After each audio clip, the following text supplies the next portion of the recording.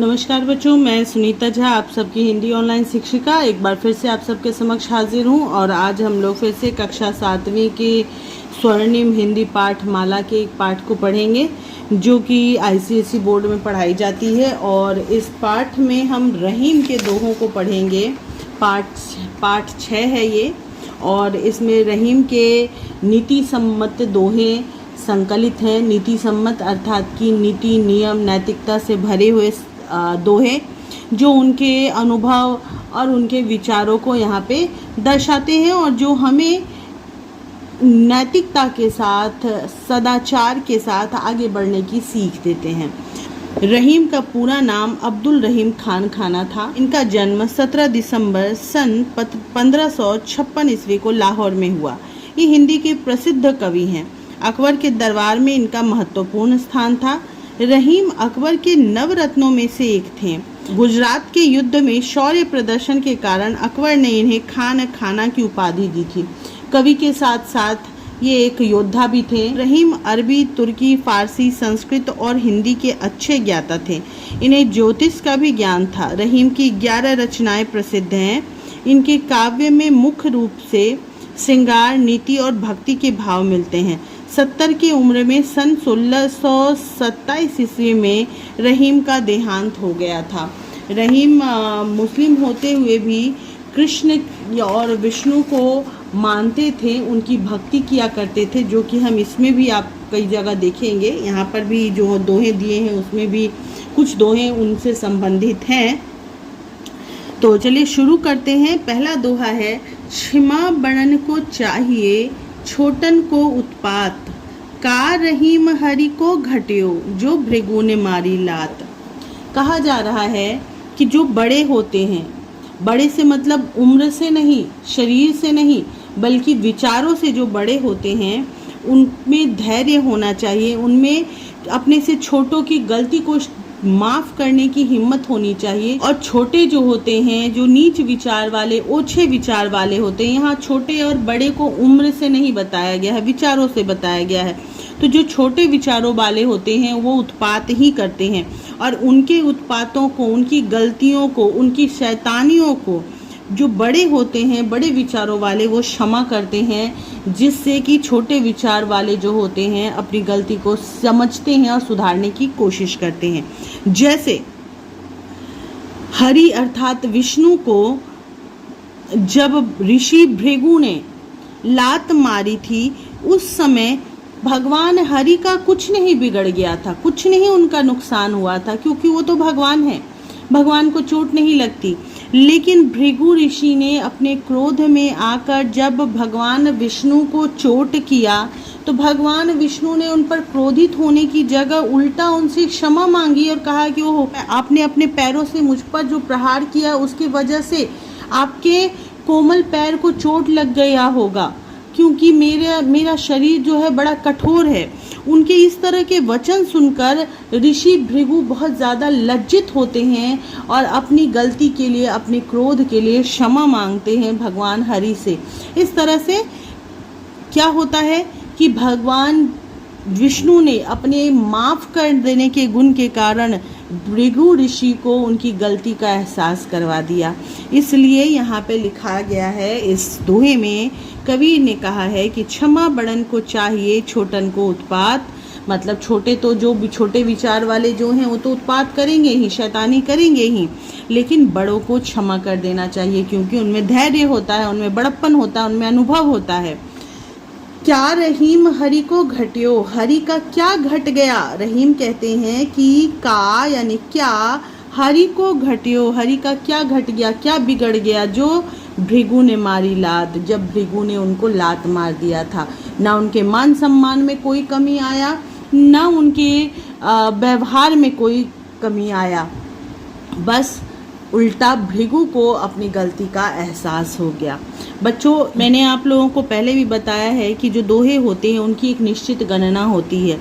अगर गणना पे सही नहीं उतरता है दोहा, तो दोहा सही नहीं माना जाता है। मानक उनकी जो है वो गणना ही होती है। तो मैं आपको फिर से एक बार वो गणना बताती हूँ गिन कर बताती हूँ और कैसे की जाती है। आप ये जान लीजिए कि हर दोहे में 4 चरण होते हैं, 1 चरण, 2 चरण, 3 चरण और ये चौथा चरण। 4 चरण होते हैं हर दोहे में। ये पहला चरण है, ये दूसरा चरण है, ये तीसरा और ये चौथा चरण है, ठीक है। दोहों के पहले चरण और तीसरे चरण में और दूसरे और चौथे चरण में राइमिंग वाला संबंध होता है। पहले और तीसरे में ना भी हो तो कम से कम दूसरे और चौथे में राइमिंग होता है। जैसे देखिए, उत्पात, लात, जाही, नाही, संग, रंग, कुसंग, भुजंग, इस तरह से राइमिंग वर्ड्स रहते हैं दूसरे और चौथे में, मिलते जुलते, ठीक है। अब इन 4 चरणों के हिसाब से इनकी गणना होती है। और गणना किस तरह से होगी? एक होता है रस्व स्वर। आपको याद होगा जब मैंने स्वर वर्ण पढ़ाया था तो रस्व स्वर 4 होते हैं हिंदी में, अ, ई, उ और री, ठीक है। और दीर्घ स्वर होते हैं आ, बड़ी ई, बड़ा ऊ, ए, ऐ, ओ और औ। ये है दीर्घ स्वर, ठीक है। तो जो ह्रस्व स्वर होगा इनकी गणना होगी 1, चाहे ये स्वर के रूप में प्रयोग किए गए हो दोहे में या फिर मात्राओं के रूप में, ठीक है। और जो दीर्घ स्वर वाले होंगे मात्रा या वर्ण, उनको 2 के रूप में गिना जाएगा, ठीक है। और मात्राओं, दोहों का नियम होता है कि पहला और तीसरा जो चरण है वो 13-13 मात्राओं का होता है और दूसरा और चौथा चरण 11-11 मात्राओं का होता है, ठीक है। अब देखते हैं कि ये सही है कि नहीं ये दोहा, ठीक है। र में अ की मात्रा है इसलिए ये 1 गिना जाएगा। ह में छोटी ई की मात्रा है इसलिए ये भी 1 है। म और न भी 1-1 होगा। क में ए की मात्रा है यानी कि दीर्घ स्वर है तो ये क्या हो गए? 2। फिर न जो है वो न और र दोनों 1-1 माने जाएंगे क्योंकि 1 मात्राएं हैं इसमें। म और न भी 1-1 ही गिने जाएंगे। च में छोटा ऊ है, आप देखिए, इसलिए इसको भी हम लोग 1 गिनेंगे, लेकिन क में 1 की मात्रा होने की वजह से ये हो जाएंगे 2। अब इनको टोटल करते हैं।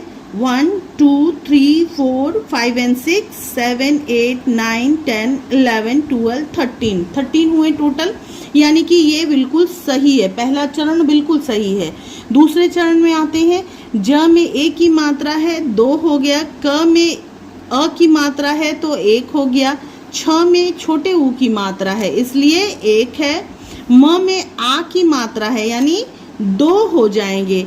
ग में अ की मात्रा है इसलिए 1 और न भी 1। ज में आ की मात्रा होने की वजह से 2 और ह में छोटी ई की मात्रा होने की वजह से 1। अब गिनिए 2 3 4 5 6 7 8 9 10 11, टोटल 11 है। ये चरण भी बिल्कुल सही है। अब यहाँ पे देखते हैं ऊ, छोटा ऊ है। न में अ की मात्रा है इसलिए 1-1। त में ए की मात्रा होने की वजह से 2 हो गया। प ह जो है वो दोनों 1-1 मात्रा वाले होंगे। ल में ए की मात्रा है तो 2, व में ए की मात्रा है तो 2, म में ऊ छोटा ऊ है इसलिए 1 और ए है इसलिए यहाँ पे 2 हो गए। ज में छोटी ई है 1, न है 1, म में छोटा ऊ है 1, ख में अ की मात्रा है इसलिए 1, न में छोटी ई की मात्रा है 1, फिर क, स और त में सिर्फ अ की मात्रा है इसलिए 1-1 और 1। उसी तरह न में फिर आ की मात्रा है तो 2 हो गया और न में छोटी ई की मात्रा है इसलिए 1 हो गया। तो अब यहाँ पे गिनते हैं 1 2 3 4 5 6 7 8 9 10 11 12 13, फिर यहाँ पे 13 हो गए यानी कि ये भी सही है। और अब यहाँ पे गिनिए 1 2 3 4 5 6 7 8 9 10 and 11, यानी कि ये चरण भी बिल्कुल सही है। इस हिसाब से हम क्या देखते हैं कि पहले और तीसरे चरण में 13-13 मात्रा है और दूसरे और चौथे चरण में 11-11 मात्राएं हैं, यानी ये दोहा का मानक नियम है, समझ गए, जो कि यहाँ पे पूरा होता हुआ दिख रहा है। चलिए अब दूसरे दोहे का अर्थ मैं आपको बताती हूँ कि रहीमन के नर मर चुके जे कछु मांगन जाही, उनते पहले वे मुए जिन मुख निकसत नाही। रहीम कहते हैं किसी के आगे हाथ पसारना, अपनी मजबूरी का, अपने दुखड़ा का रोना बहुत बड़ी कमी है इंसान की।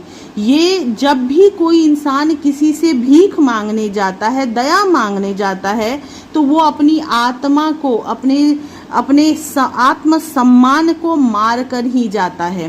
कहने का मतलब वे नर मर चुके हैं जो कुछ मांगने के लिए जाते हैं। वो जिंदा नजर आ रहे हैं, वो सांसें ले रहे हैं, लेकिन उनका आत्मसम्मान मर चुका है। लेकिन रहीम ये भी कहते हैं कि उनते पहले वे मुए जिन मुख निकसत नाही, लेकिन मांगने वाले तो मर ही चुके हैं, उनका आत्मसम्मान खत्म हो ही चुका है, लेकिन उनसे पहले भी वे लोग मर चुके हैं, उन लोगों का आत्मसम्मान मर चुका है जो मांगने वाले को देने से मना कर देते हैं। मतलब रहीम बताना चाहते हैं कि पहले तो किसी के आगे हाथ पसारना नहीं चाहिए अपने आत्मसम्मान को मारकर, और अगर किसी ने अपने आत्मसम्मान को मारकर आपसे कुछ मांग ही लिया है तो उसको देने से इनकार नहीं करना चाहिए। जहाँ तक सक्षम हैं आप, जहाँ तक आपकी सामर्थ्य है, वहाँ तक सामने वाले की सहायता कर देनी चाहिए। ठीक है। तीसरा दोहा कहता है, यों रहीम सुख होत है उपकारी के संग, बाटन बारे के लगे जो मेहंदी को रंग। रहीम कहते हैं कि जैसे मेहंदी को कोई बांट रहा हो अपने हाथों से, मेहंदी आप लोग जानते हैं ना, हाथों में जो लड़कियां औरतें लगाती हैं जिससे रंग चढ़ता है, तो मेहंदी है या हेना है, उसको जब हाथ से कोई बांटता है तो हाथ भी रंग जाता है। पिसने से भी, मेहंदी पिसती भी है, भी हाथ लाल हो जाते हैं, यानी मेहंदी अपना रंग हाथों पे छोड़ जाता है। तो रहीम का कहना है कि जैसे मेहंदी को बांटने से बांटने वाले के, बाटन बारे के, यानी जो बांट रहा है उसके हाथ लाल हो जाते हैं और मेहंदी अपना रंग उस पर छोड़ देती है, उसको उसका बिना चाहे, बिना इच्छा किए ही उसको उसका फल मिल जाता है। उसी तरह जो लोग परोपकारी होते हैं, जो दूसरों पर उपकार करते हैं, वो चाहे या ना चाहे ऊपर वाला उसको वैसे ही सुख देता है जैसे वो दूसरे को के मन को शांत करते हैं, उसकी मदद कर कर, उसके पर उपकार करके। अर्थात उपकार करने वाला यानी दूसरों की सहायता करने वाला, दूसरों की मदद करने वाला कभी दुखी नहीं रहता। भगवान उसको उसका फल ज़रूर देता है और उपकार करने वाले को सुख मांगना नहीं पड़ता है। बिल्कुल वैसे ही उसको अपने आप अनायास सुख मिल जाता है जैसे मेहंदी बांटने वाले के हाथ में अनायास मेहंदी का रंग चढ़ जाता है। ठीक है, ये जो मैंने लास्ट में बोला है इसको आप अपने अर्थ में लिख सकते हैं। जो रहीम उत्तम प्रकृति का करी सकत कुसंग, चंदन विष व्यापत नहीं लिपटत रहत भुजंग। कहा गया है, इस दोहे में रहीम बता रहे हैं कि अगर आप दृढ़ निश्चयी हैं, आपका मन पर अपना कंट्रोल है, आपकी प्रकृति यानी आपका स्वभाव जो है उत्तम है, अच्छा है, बहुत बढ़िया है, तो कुसंग से आपके स्वभाव का या आपके व्यवहार का कुछ भी बिगड़ने वाला नहीं है। कुसंग मतलब कुसंगति, बुरी संगत। बुरी संगत आपके व्यवहार को, आपकी प्रकृति को, आपके स्वभाव को तब तक नहीं बदल सकता जब तक आपकी प्रकृति, आपका स्वभाव कमजोर ना हो। जैसे चंदन में कभी भी विष नहीं होता, चंदन एकदम शीतलता प्रदान करता है, इसीलिए लोग माथे पर चंदन का टीका लगाते हैं या चंदन का उपटन लगाते हैं ताकि वो शीतलता प्रदान करे लोगों को। जबकि चंदन में हमेशा भुजंग अर्थात जहरीला सांप जो होता है वो लिपटा रहता है। तो जहरीले सांप के लिपटे रहने पर भी चंदन अपना स्वभाव नहीं बदलता, जहर नहीं देता, बल्कि वो अपने शीतलता से दूसरों को भी शीतल करते रहता है। इस प्रकार इस दोहे का आप अर्थ इस तरह से लिख सकते हैं कि रहीम कहते हैं कि जिस प्रकार से चंदन में भुजंग लिपटा रहता है, उस फिर भी वो अपना स्वभाव नहीं बदलता, लोगों में जहर न बांटकर शीतलता ही बांटता है, उसी प्रकार जो उत्तम प्रकृति के लोग होते हैं, जो दृढ़ स्वभाव के लोग होते हैं, उनका कुसंगति कुछ नहीं बिगाड़ सकता, उनके व्यवहार को खराब नहीं कर सकता, प्रकृति को बिगाड़ नहीं सकता है। ठीक है बच्चों, अगला दोहा है, जे गरीब सो हित करे ते रहीम बड़ लोग, कहाँ सुदामा बापुरो कृष्ण मिताई जोग। मिताई का मतलब है मित्रता, बापुरो यानी गरीब। तो कह रहे हैं कि असल में बड़े लोग वही होते हैं जो गरीबों का भला करते हैं, जो गरीबों की सहायता करते हैं। उनका मजाक उड़ाने वाले, छोटा दिखाने वाले बड़े नहीं कहलाते। बड़प्पन वही है जो गरीब को उसकी गरीबी का एहसास न दिलाकर उसकी सहायता करे। वरना कृष्ण के मित्रता के योग्य गरीब सुदामा तो बिल्कुल नहीं थे। सुदामा इतने गरीब थे कि उनको खाने के लिए अनाज भी नहीं मिलता था, और कृष्ण जो थे वो राजा थे।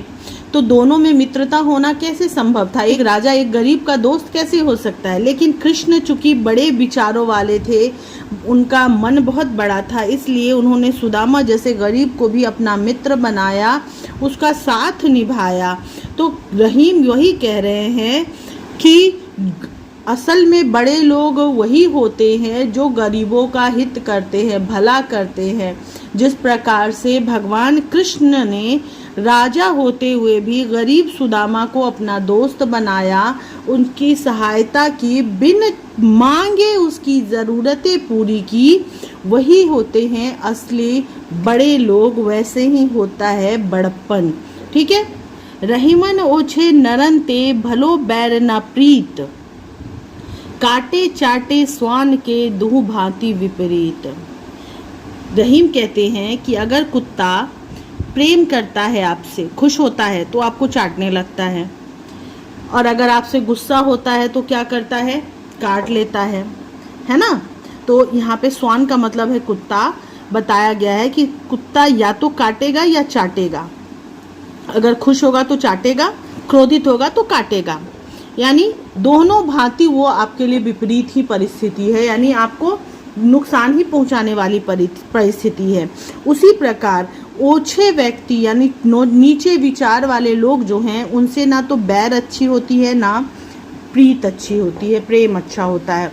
छोटे विचार वाले लोगों से ना तो दोस्ती करनी चाहिए और ना ही दुश्मनी करनी चाहिए। दुश्मनी करेंगे तो वो आपको नुकसान पहुंचा सकते हैं, चोट पहुंचा सकते हैं, और अगर उससे दोस्ती होगी तो आपका नाम खराब होगा, आप बदनाम हो सकते हैं, क्योंकि आप बुरे लोगों के साथ रहते हैं।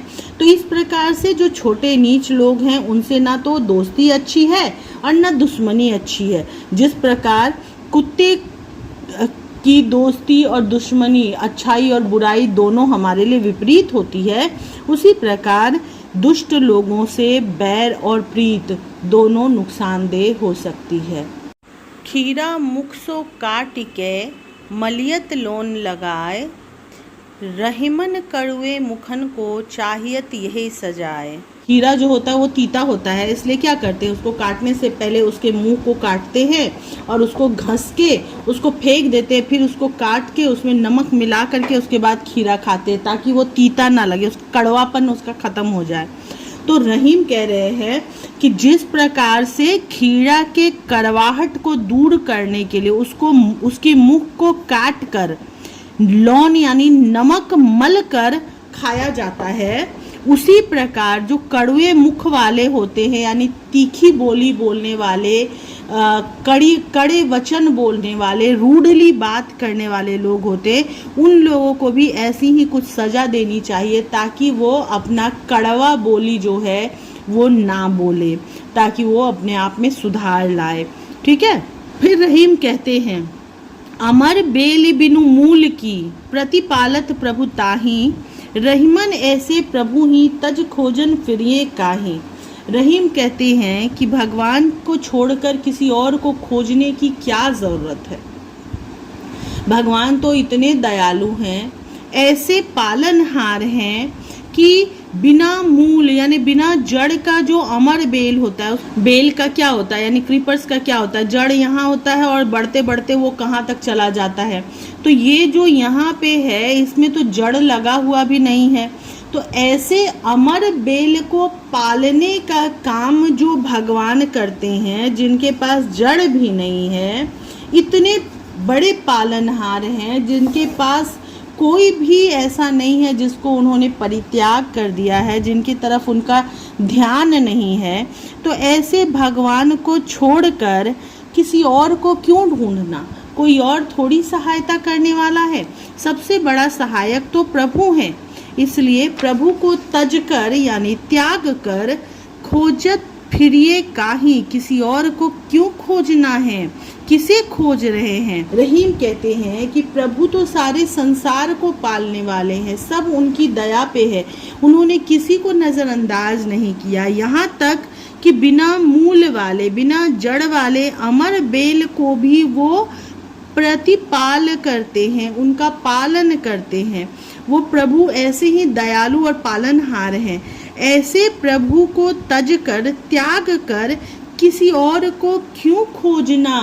रहीम हमें प्रभु की शरण में जाने के लिए प्रेरित करते हैं इस दोहे के साथ। ठीक है, अगला दोहा है रहीमन जिह्वा बाबरी कह गई सरग पताल, आपू तो कहीं भीतर गई जूती खात कपाल। रहीम कहते हैं कि जीव के पास तो दिमाग होता नहीं है, वो बावरी होती है, पगली होती है, बिना सोचे समझे जो मुंह में आता है बोल जाती है। सर्ग पताल यानी स्वर्ग और पताल तक की बात कह जाती है, सही गलत उल्टी सीधी सारी बात कह जाती है जीव, क्योंकि उसके पास अपना दिमाग नहीं है, वो पगली है। बोलने समय उस कुछ सोचती नहीं है, सब बोल देती है और बोलकर चुपचाप मुंह में वापस चली जाती है।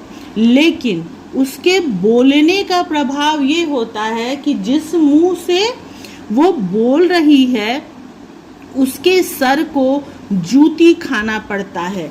यानी जिह्वा बाबरी कहकर, सरग पताल कहकर खुद आपू तो यानी खुद तो भीतर चली जाती है मुंह के अंदर, लेकिन कपाल यानी कपार को जूती खाना पड़ता है, मार खाना पड़ता है, उस उल्टे सीधे बात की सजा सहनी पड़ती है सर को। अर्थात इसको इस तरह से लिखा जा सकता है कि रहीम इस दोहे के द्वारा कहना चाहते हैं कि दुष्ट लोगों का साथ जितनी जल्दी हो सके त्याग देना चाहिए, अन्यथा जैसे जिह्वा बावरी पगली जिह्वा कुछ भी बोल देती है उल्टा सीधा स्वर्ग पताल और खुद छुप जाती है अंदर जा कर के और उसकी सजा जूती को खानी पड़ती है, वैसे दुष्ट और पागल लोगों के बातों का प्रभाव उनके संगत में रहने वाले अच्छे लोगों को भी झेलना पड़ता है।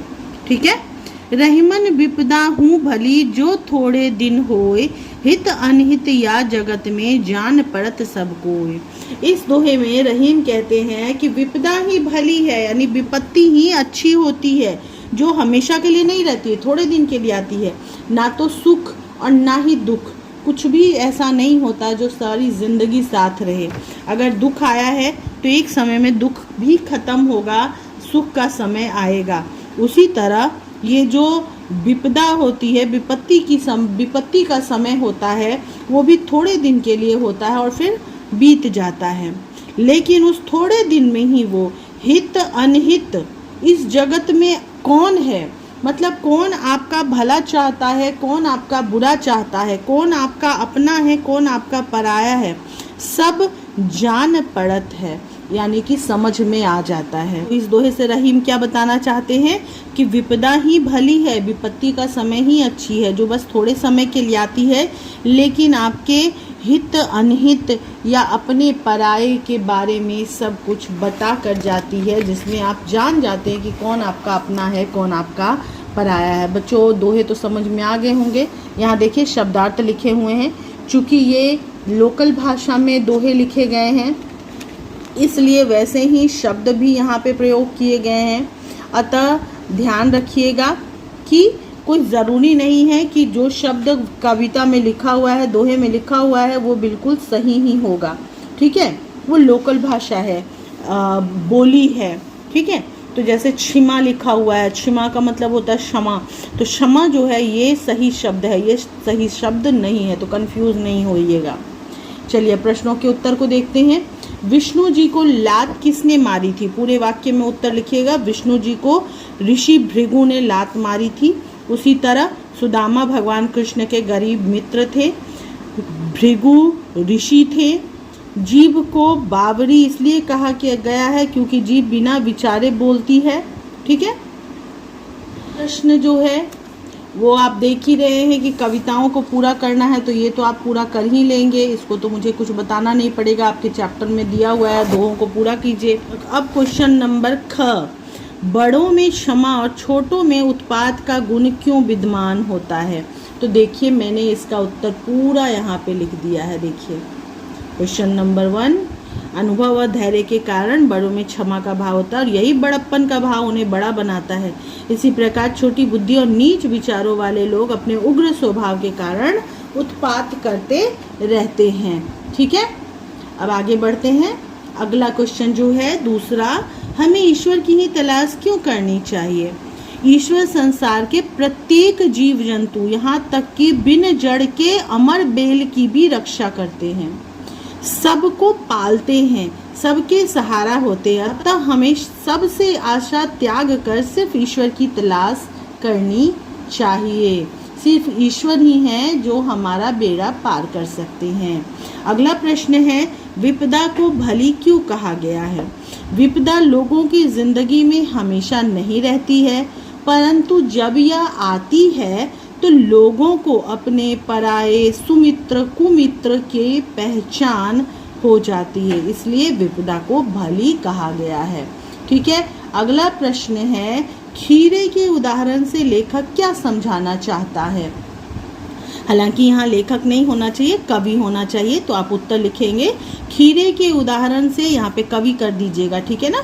खीरे के उदाहरण से कवि समझाना चाहते हैं कि जिस प्रकार खीरे के कड़वाहट को दूर करने के लिए उसका मुंह काट कर उस पर नमक रगड़ दिया जाता है, उसी प्रकार कड़वा बोलने वाले व्यक्ति को भी सजा मिलनी चाहिए। कहने का अर्थ है कि कड़वा हमें नहीं बोलना चाहिए, ठीक है, मीठी वाणी का प्रयोग करना चाहिए, ठीक है। अगला प्रश्न है, चंदन के वृक्ष से कौन लिपटा रहता है? उत्तर बड़ा आसान है, चंदन के वृक्ष से विषैला सांप लिपटा रहता है, ठीक है।